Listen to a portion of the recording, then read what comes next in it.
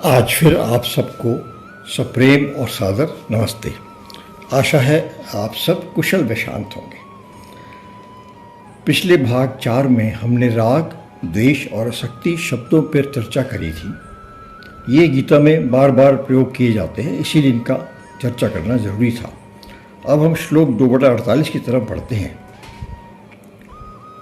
उसको एक बार फिर पढ़ते हैं 2/48 को।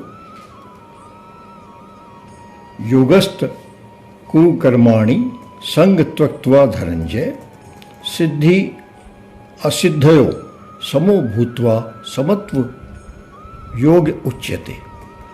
हे अर्जुन, आसक्ति को त्याग कर समभाव में स्थित होकर अपना कर्म करो। सफलता और असफलता में समभाव रखना भी योग है।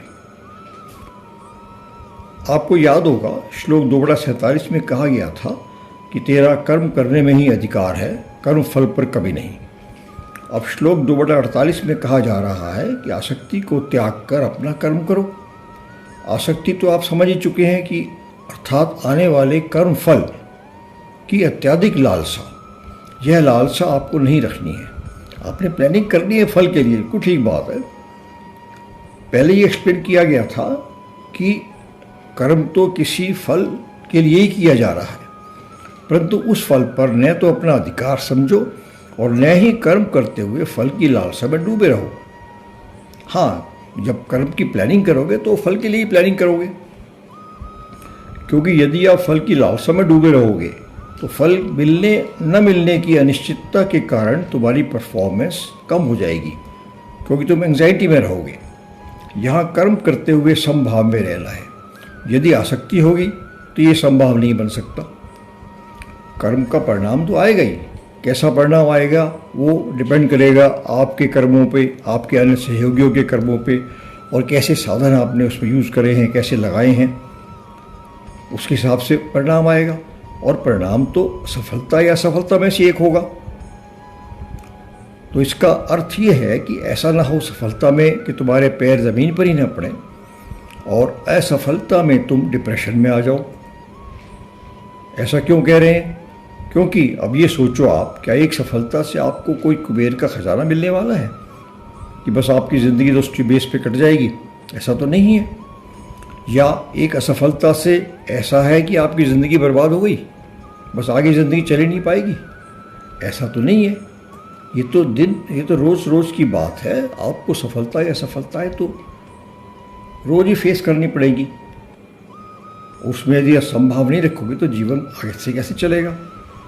तो दोनों ही स्थितियों में संभाव को स्वीकार करके जीवन में आगे बढ़ना है। आपने शायद सुना होगा, इंग्लिश में एक प्रोवर्ब है, take it in the stride. यह विशेष तौर पर तभी बोला जाता है जब कोई काम अपसेट हो जाता है या कोई दुर्भाग्यपूर्ण घटना हो जाती है। इसका अर्थ भी बिल्कुल वही है कि इस दुर्घटना को शांति से स्वीकार करो। अब आप सोचो, बड़े बड़े सर्जनों का भी कभी कभी कोई ऑपरेशन असफल हो जाता है। बड़े बड़े बैट्समैन फॉर्म में होते हुए भी डक पे उड़ जाते हैं। बड़े बड़े मैनेजर, प्रबंधक भी गलत डिसीजन कर जाते हैं। तो अब इस असफलता को लेकर वो अपने दिमाग तो खराब नहीं कर सकते सोच कर, but they take the event in the stride. वो उसको भी अपने जीवन में स्वीकार करते हैं। ऐसा ही हमारे एक भूतपूर्व राष्ट्रपति श्री APJ अब्दुल कलाम कह गए हैं कि जीत ना मिली तो ना मिली, परंतु सीख तो मिली। तो हमने हार से, असफलता से क्या सीखा, वो बहुत महत्वपूर्ण है। और रोज़ रोज़ तो असफलता मिलनी नहीं है, कभी कभी मिलनी है। उससे हम सीख के आगे बढ़ेंगे। तो ये हुआ सफलता और असफलता में समभाव रखना।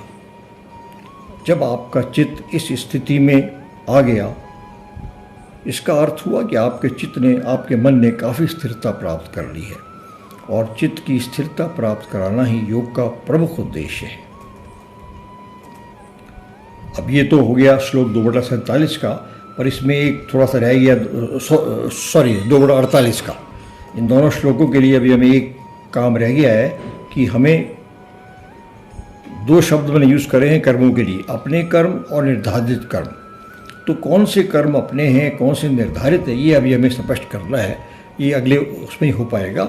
आज तो हम पहले कर्म योग के दोनों प्रमुख श्लोकों का एक फिर सारांश बनाते हैं 2/47 और 2/48 का सारांश।